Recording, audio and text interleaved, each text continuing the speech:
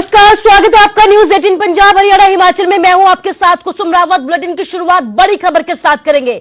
2 दिन के बाद राहत के बाद आज फिर से एक बार फिर तेल के दाम बढ़ गए हैं। पेट्रोल 25 पैसे और डीजल में 35 पैसे की बढ़ोतरी हुई है। इसके साथ ही एक बार फिर से महंगाई का झटका दिया गया है। तो आज एक बार फिर पेट्रोल और डीजल के दाम बढ़ गए हैं। 25 पैसे पेट्रोल महंगा हुआ है, इसके साथ ही डीजल 35 पैसे महंगा हुआ है। आपको बता दें कि पिछले कई दिनों से लगातार पेट्रोल और डीजल के दामों में बढ़ोतरी हो रही है, जिसका विपक्ष की तरफ से पुरजोर विरोध किया जा रहा है। इसके बाद आज एक बार फिर से पेट्रोल और डीजल के दामों में उछाल देखने को मिला है। पेट्रोल 25 पैसे और डीजल 35 पैसे महंगा हुआ है। तो लगातार महंगाई में इजाफा हो रहा है, तेल की कीमतों में लगातार इजाफा होता जा रहा है। और इसी कड़ी में आज एक बार फिर से दामों में बढ़ोतरी हुई है। पेट्रोल और डीजल के दामों में यह बढ़ोतरी हुई है। 25 पैसे महंगा हुआ है पेट्रोल। इसके साथ ही डीजल की अगर बात करें तो 35 पैसे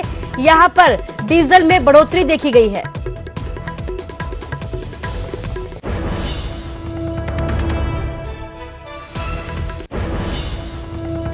और इसी के साथ खबर हरियाणा से है। हरियाणा के सरपंचों को हाईकोर्ट से बड़ा झटका मिला है। सरकार के आदेश के खिलाफ दाखिल याचिका को खारिज कर दिया गया है। कार्यकाल पूरा होने पर ही कानूनी अधिकार नहीं मिलेगा। हाईकोर्ट की तरफ से यह कहना है इस याचिका का कोई आधार नहीं है। सरपंच एसोसिएशन के प्रधान सोमेश कुमार की तरफ से यह याचिका दाखिल की गई थी हरियाणा सरकार के खिलाफ। इस याचिका के तहत हरियाणा में आज खत्म हो रहा है पंचायतों का कार्यकाल। बीडीपीओ को सरपंचों में प्रशासक लगाने के आदेश जारी कर दिए गए। इसके साथ ही कार्यकाल पूरा होने के बाद कानूनी अधिकार नहीं है, ये कहना है हाईकोर्ट का। हाईकोर्ट में एक याचिका दाखिल की गई थी, जिसके बाद हाईकोर्ट की तरफ से ये फैसला सुनाया गया है। तो इस फैसले से कहीं ना कहीं सरपंचों को बड़ा झटका मिला है, क्योंकि सरकार के आदेश के खिलाफ दाखिल याचिका खारिज की गई। हमारे संवाददाता उमेश शर्मा हमारे साथ जुड़े हैं। उमेश, क्या कुछ अपडेट आपके पास? देखिए कुसुम, सरपंच एसोसिएशन की तरफ से एक याचिका दाखिल की गई थी हाईकोर्ट में कि जब जो पंचायत है उनका कार्यकाल पूरा हो गया है और उस कार्यकाल पूरा होने के बाद सरकार ने जो अपने प्रशासनिक अधिकारी थे वहां पर पंचायतों में नियुक्त कर दिया ताकि कामकाज चलता रहे। इसी बात को लेकर सरपंच एसोसिएशन की तरफ से याचिकाएं दाखिल की गई थी और भी कई याचिकाएं थी। तो उस पर हाईकोर्ट ने अपना एक फैसला दिया है। उन याचिकाओं को यह कहते हुए खारिज कर दिया गया है कि जब एक बार आपका कार्यकाल पूरा हो गया तो ऐसा कोई कानून नहीं है कि आपका कार्यकाल बढ़ाया जाए और उस पर सरपंच ही वहां पर कार्य करते रहें।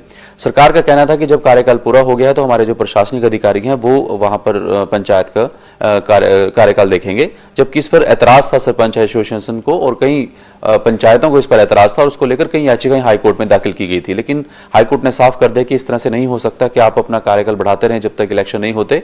ये सरकार का अधिकार है, प्रशासनिक अधिकार है कि जब वहां पर पंचायत का कार्यकाल पूरा हो चुका है तो अपने अधिकारी सरकार के और पंचायत के बीच एक माध्यम के तौर पर कार्य करेंगे। और सरकार को कहीं ना कहीं, हरियाणा सरकार को हाईकोर्ट ने एक बड़ी राहत दी है। जी कुसुम। जी उमेश, इस तमाम जानकारी के लिए आपका शुक्रिया। तो कहीं ना कहीं हरियाणा सरकार को हाईकोर्ट की तरफ से राहत दी गई है। इसके साथ ही सरपंचों को झटका दिया गया है, क्योंकि सरपंचों की वो याचिका खारिज कर दी है जिसमें उन्होंने अपने कार्यकाल को बढ़ाने की मांग की थी। और इसी के तहत सरकार के आदेश में, हाईकोर्ट के आदेश में यह कहा गया है कि कार्यकाल पूरा हो चुका है, ऐसे में दोबारा कार्यकाल को नहीं बढ़ाया जा सकता।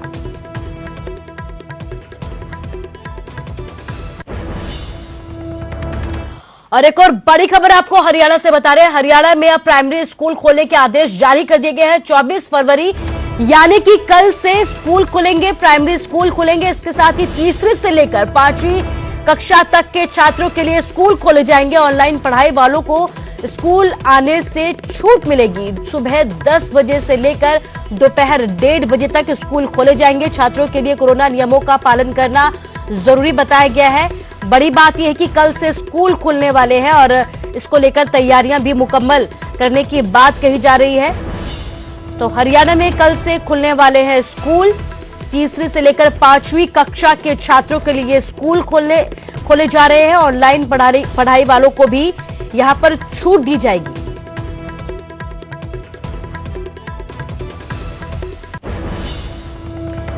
तो वहीं सीएम जयराम ठाकुर के एक बार फिर विधायक अनिल शर्मा पर निशाना साधा है। दरअसल सीएम मंडी दौरे पर थे। जयराम ठाकुर ने यह कहा कि प्रदेश में होने जा रहे नगर निगम चुनाव बीजेपी कार्यकर्ताओं की असली अग्नि परीक्षा होगी।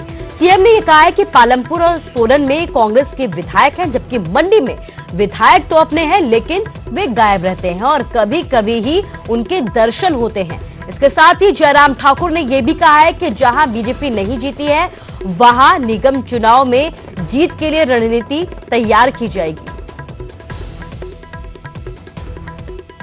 मंडी की कॉर्पोरेशन पूरी चाहिए, सारी की सारी चाहिए। और ये भी एक परिस्थिति इस प्रकार की है कि हिमाचल प्रदेश में जहां 3 कॉर्पोरेशन बनाई है वो अपने हिसाब के विधायक नहीं है, चाहे वो पालमपुर है चाहे वो मंडी है। मंडी में आप विधायक तो अपना है लेकिन वो उधर का है, कहीं मिल जाते हैं कभी कभी मिल जाते हैं। प्रशिक्षण वर्ग में कभी लाना चाहिए। तो उसके बाद आगे बढ़ करके सोलन में वहां पर भी कांग्रेस है। तो ये अच्छी परीक्षा हो गई। जहां हम नहीं जीते हैं वहां जीतना है, वहां निश्चित जीतना है।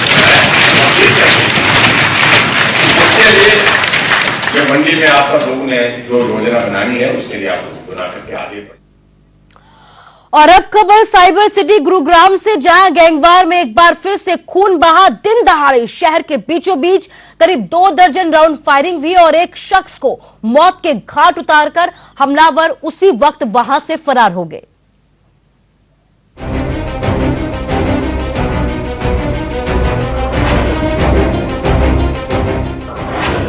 देश की राजधानी दिल्ली से चंद किलोमीटर दूर साइबर सिटी गुरुग्राम में एक बार फिर गोलियों की गूंज से दहल उठी।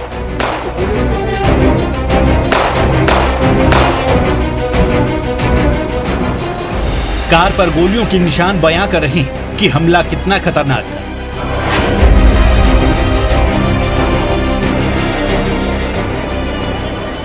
हमलावरों ने दिन दहाड़े इसी एसयूवी पर उस वक्त गोलियों की बौछार की जब इसमें मनीष नाम का एक शख्स सवार था। मौके पर मिले गोलियों के घोल और शुरुआती तफ्तीश बताती है कि शहर के बीचों बीच दिन के उजाले में कम से कम 2 दर्जन राउंड फायरिंग हुई और 24 साल के मनीष को मौत के घाट उतार दिया गया।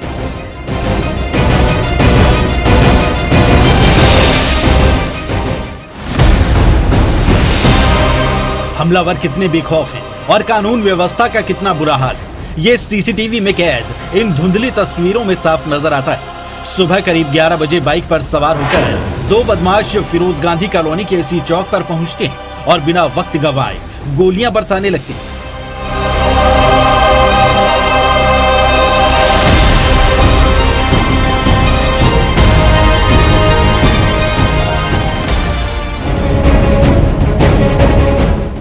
जितने बेखौफ होकर बदमाश आए थे उतनी ही बेफिक्री से वारदात को अंजाम देकर मौके से फरार भी हो गए। जानकारी मिली कि यहाँ फायरिंग हुई है और जो डिजीज है उसको हॉस्पिटल लगी गई है और इसके मुकदमा दर्ज करने के लिए हमने कह दिया है थाने के अंदर और जो भी फर्दर इन्वेस्टिगेशन होगी विल आइडेंटिफाई। अब हमले में मारे गए मनीष के बारे में जान लीजिए। मनीष का ताल्लुक उसी बसई गांव से है जो गैंग वॉर के लिए पहले से ही बदनाम। सोमवार को सुबह मनीष अपने दोस्त से मिलने फिरोज गांधी कॉलोनी पहुंचा था, लेकिन लौटते वक्त ये हमला हो गया।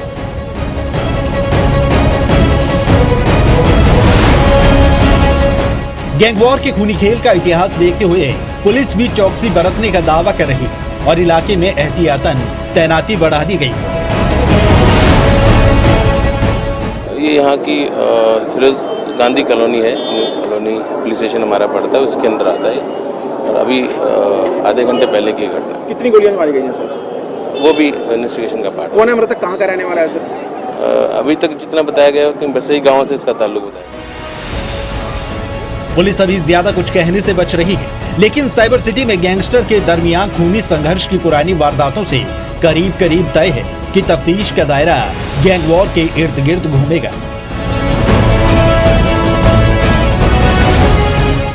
धर्मवीर शर्मा, न्यूज़ 18 गुरुग्राम।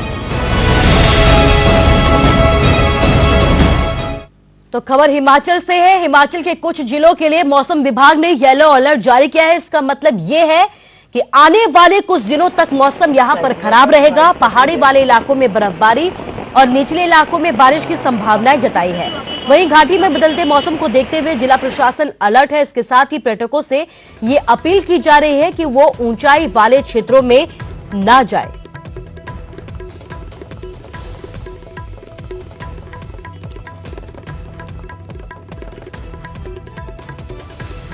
तो मौसम विभाग ने एक बार फिर से अलर्ट जारी किया। हमारे संवाददाता विचित्र शर्मा धर्मशाला से और सचिन शर्मा मनाली से हमारे साथ लाइव जुड़े हैं।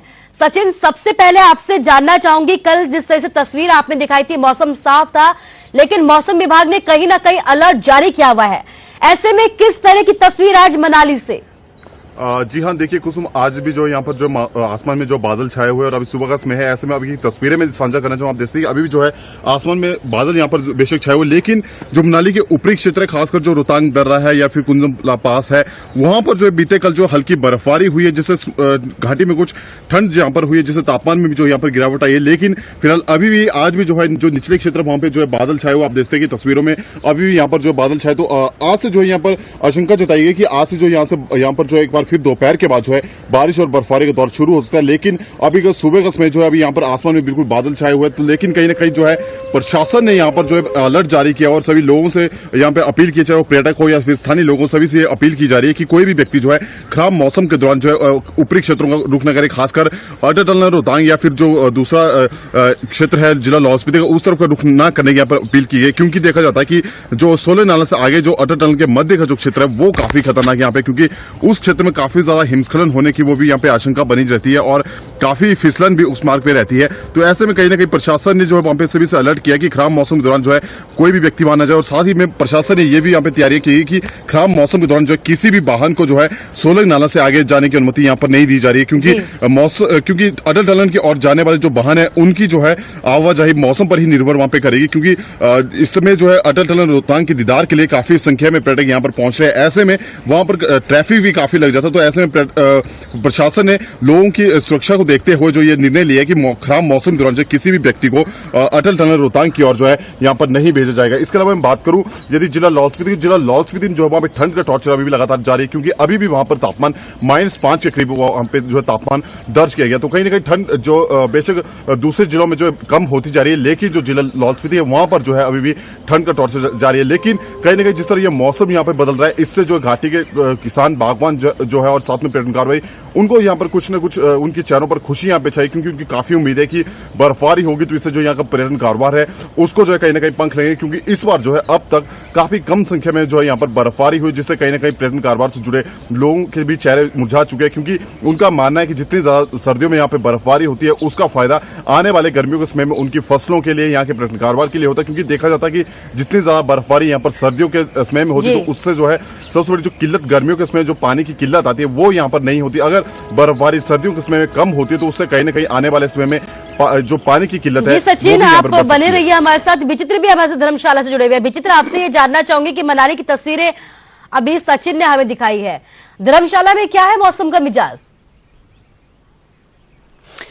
बिल्कुल, देखिए कुसुम, जैसा कि आपने पहले ही कहा है कि मौसम विभाग ने अलर्ट जारी किया है, येलो अलर्ट जारी किया है कि पहाड़ी इलाकों में जो है वो बारिश होने वाली है। और मैं इस वक्त जो है कांगड़ा के बिल्कुल सेंटर पॉइंट में खड़ा हूं और तस्वीरें भी अपने दर्शकों को साझा करूंगा और दिखाऊंगा कि ये जो तस्वीरें हैं इस वक्त आप वाकई में देख सकती हैं कि मौसम जो है वो बिल्कुल करवट ले चुका हुआ। और ये कांगड़ा के तमाम पहाड़ी इलाके हैं, खासतौर पर ये धौलाधार है, धौलाधार का आप दीदार कर सकती हैं। देखिए इस वक्त जो पूरी तरह से बादलों की आगोश में है और लगातार धर्मशाला और धर्मशाला के साथ साथ जो जितने भी पहाड़ी इलाके हैं, करेरी है, इंद्रनाग है, ऊपर धर्मकोट है, नड्डी है, गलू है और स्टोबरी है, यहां पर जो है वो लगातार बारिश और बर्फबारी बारिश जो वो हो रही है। और ऊपर के जो इलाके हैं जिस तरह से इंद्रहार है या बटौगनाग वैली है, वहां पर हल्की हल्की बर्फबारी भी हो रही है। लेकिन चिंता का सबब मैं आपको बताऊं कुसुम, यह है कि जो ग्लोबल वार्मिंग का असर है वो इस साल ज्यादा देखने को मिल रहा है। इसलिए क्योंकि जो धौलाधार अमूमन जून जुलाई तक बर्फ से ढकी रहती थी, उसमें जो बर्फ है वो तेजी से पिघल रही है। हालांकि कई मरतबा जो है बर्फबारी हो चुकी है, बावजूद इसके आप देख सकती हैं कि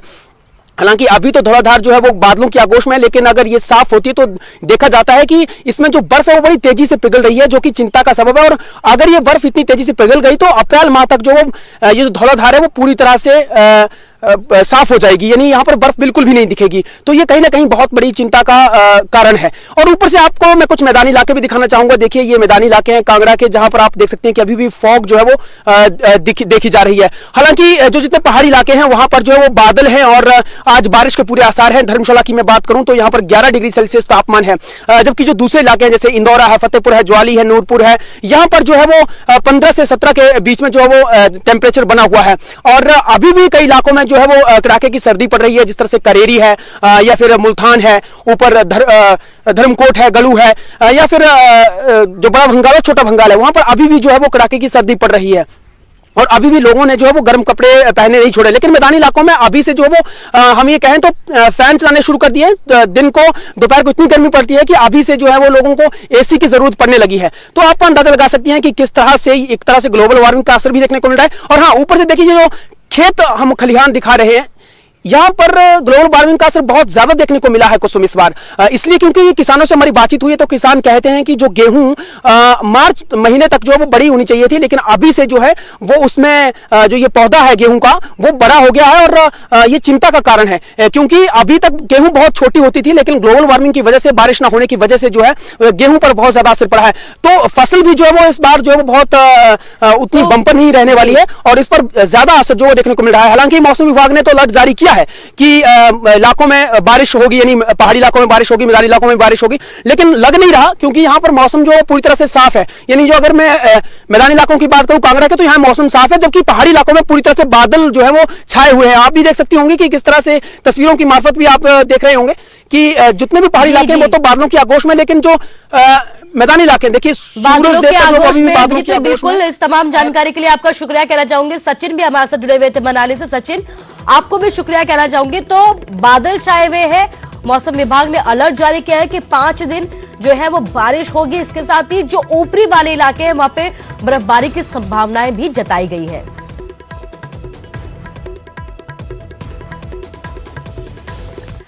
तो ऊना से खबर आई है जहां पर मारपीट का मामला सामने आया है और इस पूरे मामले पर पुलिस की तरफ से संज्ञान लिया गया है।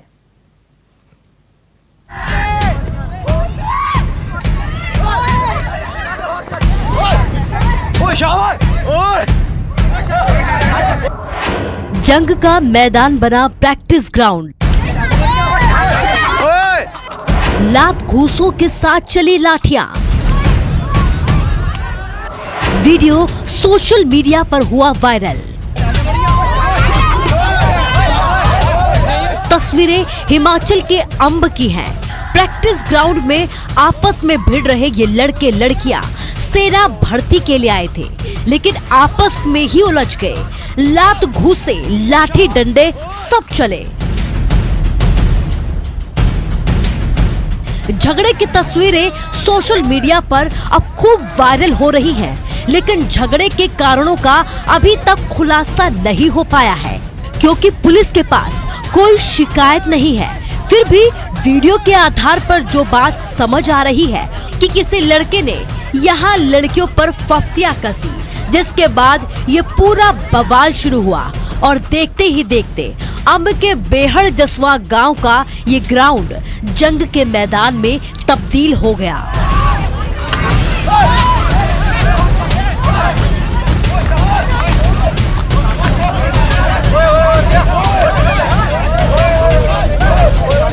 ये हमारे संज्ञान में आया, हमको किसी ने इन्फॉर्मेशन दी है।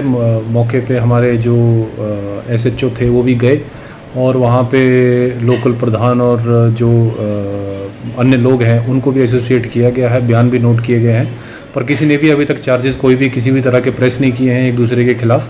जैसे अगर इस पर कार्रवाई करने के लिए आगे हमको शिकायत आती है तो मैं उस पर एक्शन लूँगा। बहरहाल पुलिस ने वीडियो के आधार पर मामले की छानबीन शुरू कर दी, लेकिन अब तक कोई शिकायत खाकी के पास नहीं है और पुलिस का ये कहना है कि अगर कोई शिकायत उनके पास आती है तो कार्रवाई जरूर की जाएगी। ऊना से अमित शर्मा, न्यूज़ 18 हिमाचल। कोविड-19 महामारी ने परस्पर निर्भरता की भावना को सुदृढ़ किया है, जिससे कि पूरा देश इस विपत्ति का एकजुट होकर मुकाबला कर सके। वैक्सीनेशन के ऐलान के बाद यह जरूरत है कि हम सभी अपना सर्वश्रेष्ठ योगदान दें, जिससे हम एक साथ इस वायरस को हराने की तरफ अपने कदमों को आगे बढ़ा सके। नेटवर्क 18 इस मुहिम में हर कदम पर आपके साथ होगा। जब तक सभी सुरक्षित नहीं होते तब तक कोई सुरक्षित नहीं होगा। इसी सोच के आधार पर हमारे कैंपेन संजीवनी का लक्ष्य यह सुनिश्चित करना है कि वैक्सीन पाना सभी भारतीयों का अधिकार है।